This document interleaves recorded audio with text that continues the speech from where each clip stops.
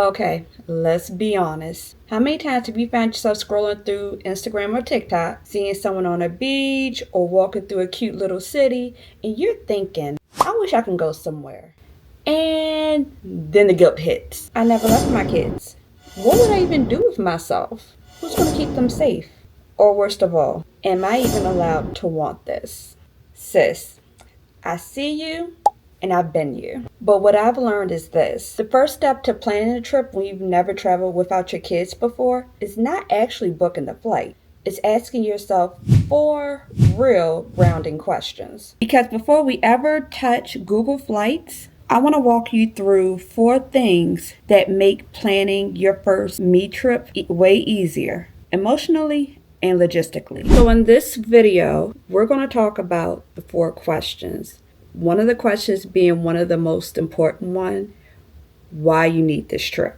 And if you stick with me to the end, I'll help you start planning without guilt and with peace. Now, I know what we usually do once we start getting that itch to travel. We open Google Flights. We scroll Airbnb. We start building this fake itinerary in our heads. Then one of 2 things happen. We get overwhelmed and we close the laptop, or we book it and freak out later when life logistics hit us like a truck. But I learned the hard way as a mom who wears multiple hats that the first step isn't booking.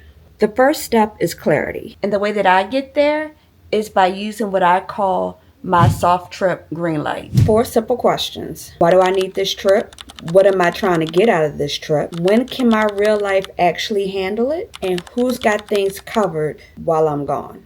If you can answer those 4, you're no longer dreaming anymore. You're planning. So let's get into it. So let's talk about the first question. Why do I need this trip? Not want, need. Because here's the thing. When you're used to putting everybody first, even thinking of a solo trip sounds selfish.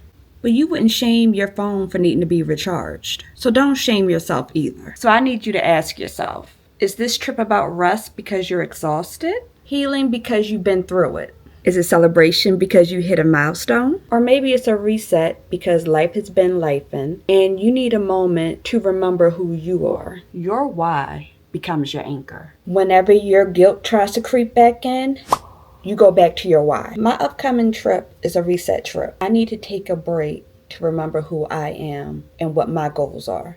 This trip isn't just for cute pictures. I need to get quiet, recalibrate, and remind myself who I am.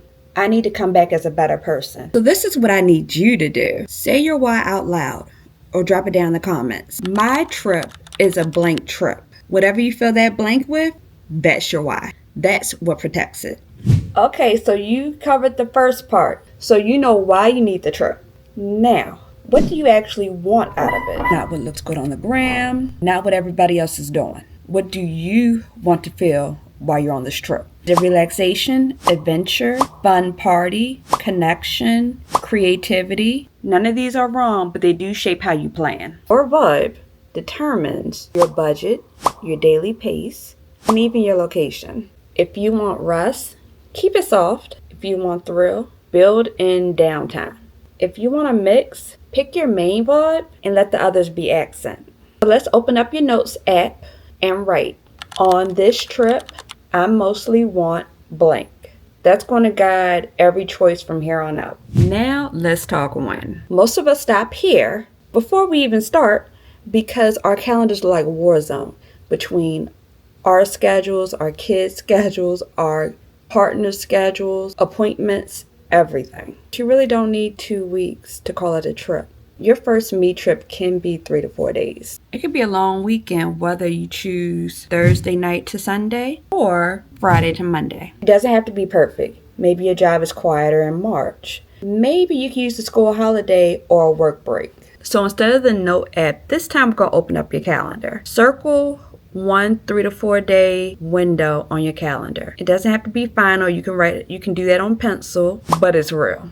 And real beats someday, any day. Last question for a lot of us, the scariest one. Who's holding it down while you're gone? Because listen, I get it. You're not thinking about just the fun. You're thinking, who's going to pick up the kid? Who's feeding the dog? Who's answering clients' emails? This is where we tend to shut down and say, never mind, it's too much. But pause, take a breath. Planning support isn't selfish. It's showing that you're responsible. One thing that I have learned in life is that you are not meant to do this alone. Let's break it down. The kids, you have a partner, your parents, your sister, your brother, a reliable sitter. For the house, leave notes, prep meals, make it easy for the people to understand what they need to do. Work, set an out-of-office email. So on your notepad, I would like for you to write down at least 2 people you can tap to handle the kids in the home and at least 1 person who can handle your work. Start small. Get real, make the ask. You put all that together and congratulations, you started planning. That was actually the hard part. Flights, hotels, transportation, that's logistics. That you just did, that is the hard work.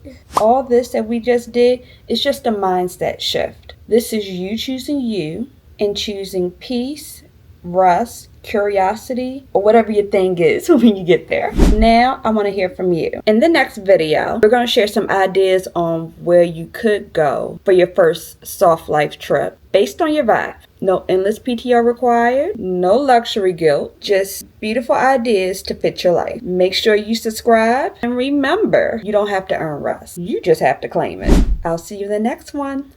Bye.